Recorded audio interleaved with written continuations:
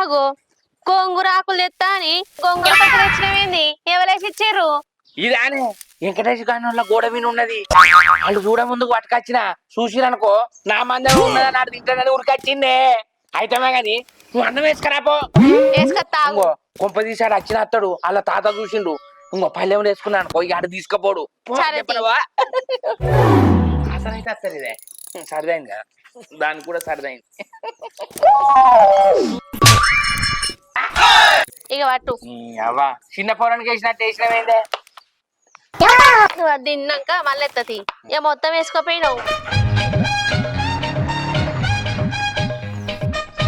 ఎట్లున్నది కమ్మగా ఉన్నదా? సరిదైంది కదా, రుచి అయితే పుల్ల పుల్లగా ఉన్నది. నాకు కూడా సరిదైంది. ఏం తెలుస్తలేదు రుచి. ఇంకొంచెం అన్నం వేసుకొత్తా. తొక్కు మంచిగా తిను.